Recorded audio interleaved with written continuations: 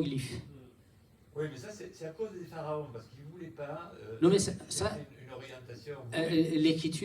L'écriture ou la langue ne dépendent aucun commandement, aucun ordre. Ça, c'est une évolution naturelle. Et pourquoi, de ce côté-là, l'Iran n'a cunéiforme, mais l'Égypte reste pictogramme, un point c'est tout. Or, ils ont fait, comme on dit, pyramide, ça reste à découvrir. Hein, j'ai pas de...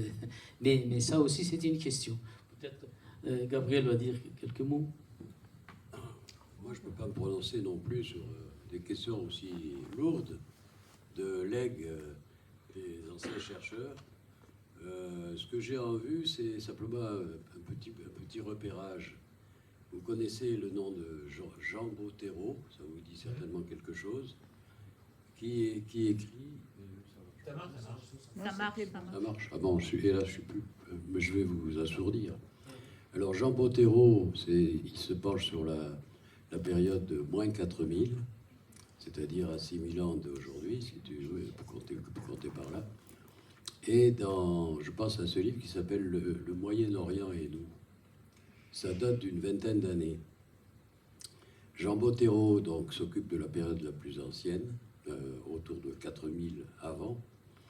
Et ensuite, il y a Clarisse Ehrenschmidt, qui elle s'intéresse comment est-ce qu'on appelle ça, au cunéiforme je crois que c'est les Acadiens dont elle parle. Je ne sais plus. Enfin, ça vient d'être déchiffré.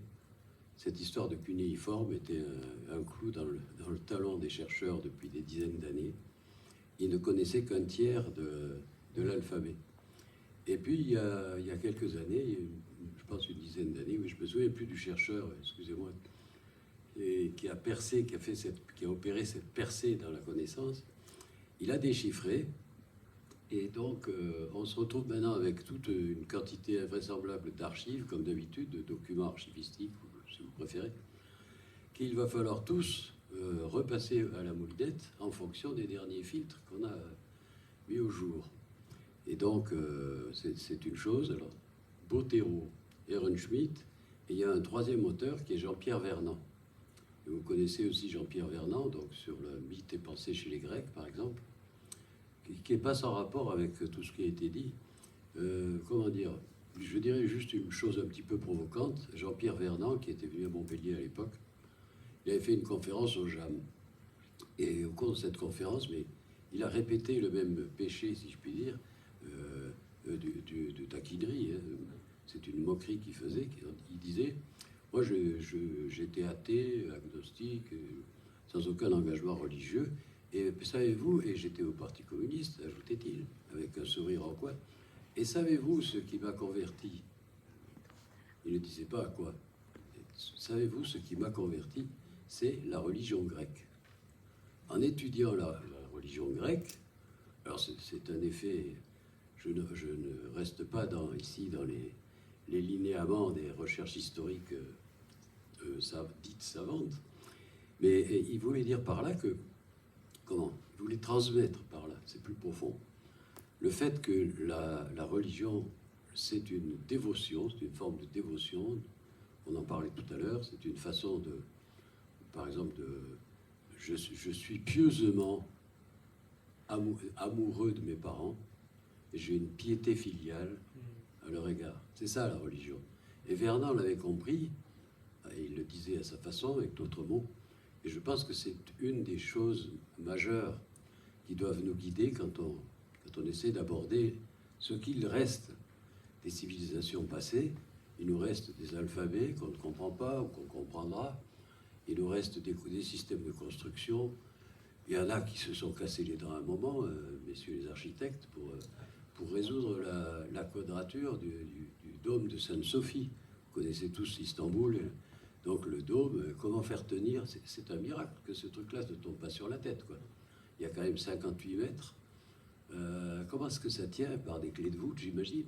Mais il y a des espèces d'arcs, etc. J'y comprends rien. La même chose pour les contreforts des monuments gothiques qui ont été tout à l'heure évoqués aussi. Qu'est-ce que ça veut dire? Il y a une espèce de contrepoids, non, de béquille. Et je comparerais assez cette béquille en la posant sous la forme d'une question. Qu'est-ce que nous attendons quand nous nous lançons dans des recherches? Il y a des chercheurs qui passent leur vie sur leur domaine de recherche, quoi. Il y en a qui s'y noient, il y en a qui se perdent entre les cailloux qu'ils ont eux-mêmes placés, ils ne retrouvent plus leurs traces, etc. Et qu'est-ce que nous cherchons si ce n'est justement la réponse à cette question? Qu'est-ce que croire? Qu'est-ce que je peux croire? Est-ce que je dois te croire? Ou bien est-ce que je dois croire le document qui est là? Voilà, je voulais simplement dire une chose que vous aurez peut-être trouvé un peu filandreuse, mais je laisse la parole à ceux qui sont plus techniques que moi. Merci.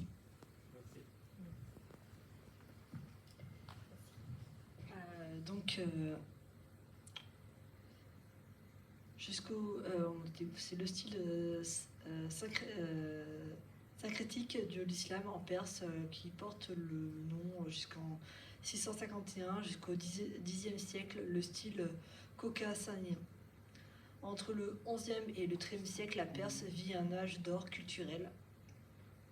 Les scientifiques sont parmi les premiers du monde, l'art qui bat en plein et sème d'innover et de s'améliorer. C'est dans cette atmosphère qu'apparaît le style Razi qui couvre la dynastie sassanide, Seljukide, et l'empire du Gjarez.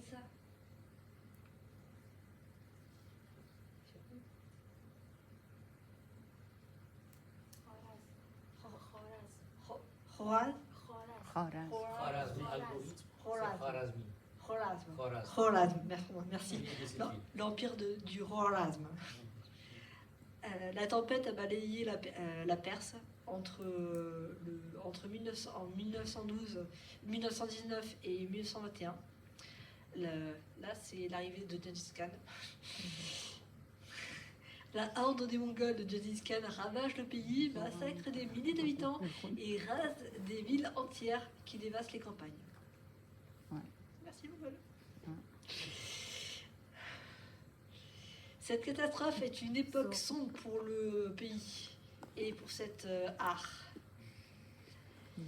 De grandes villes connues pour leur beauté et leur prospérité sont mises à genoux. Pillées et parfois même détruites entièrement contre son gré. L'instauration de milliers l'instauration et le maintien de l'Ilkhanat, le gouvernement mongol, permet à la Perse de lentement se relever. Alors ça, c'est après Gengis Khan. Comme tous les envahisseurs avant eux, les Iskaniciens par succomber à l'influence culture perse jusqu'à s'embraser entièrement, comme en témoigner les différentes constructions qui commandent sous leur règne. Alors, c'est un descendant de Gengis Khan qui n'a pas pu succomber au style perse qu'il a trouvé magnifique. Et donc il a continué, il a repris le style à la persan, comme dans l'Antiquité. Il s'est dit, ah mais mince, mais pourquoi est-ce que mon arrière-grand-père a massacré ce style, cette technique, c'était magnifique, c'est un imbécile, c'est un crétin, mais franchement voilà. Et donc ce roi, cette dynastie, ils ont repris le style perse et ils l'ont remis à jour.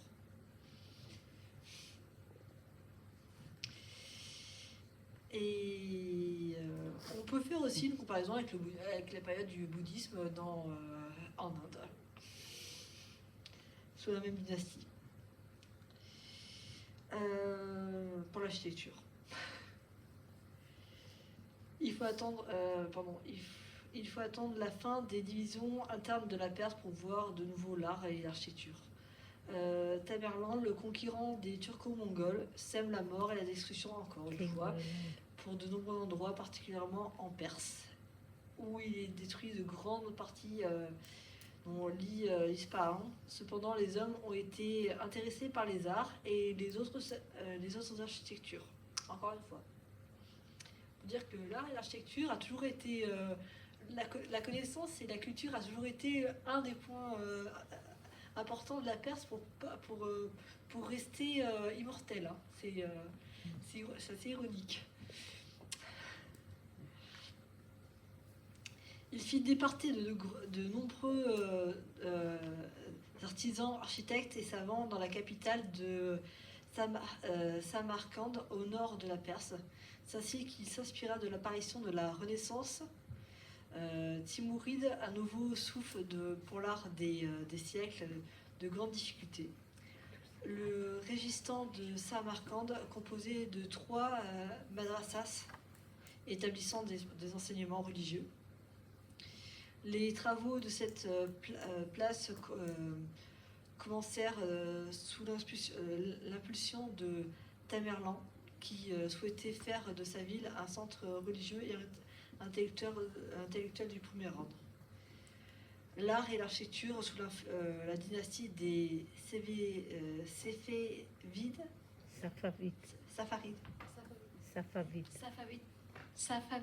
Merci. Safavides. Merci.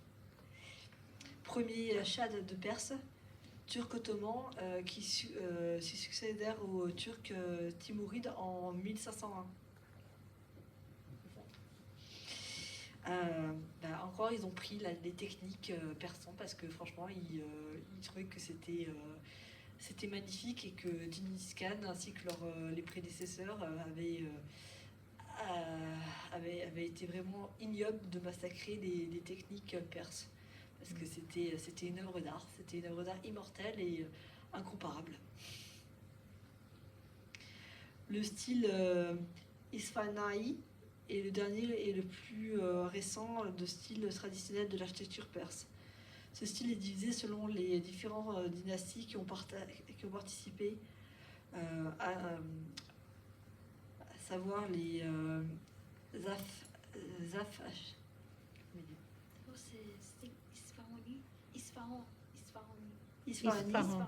Isfahani et Isfahan, ça vient de la ville Isfahan. D'accord, merci. Isfahani, des Indes et des Qajars. Qajar. La dynastie Qajar. Merci.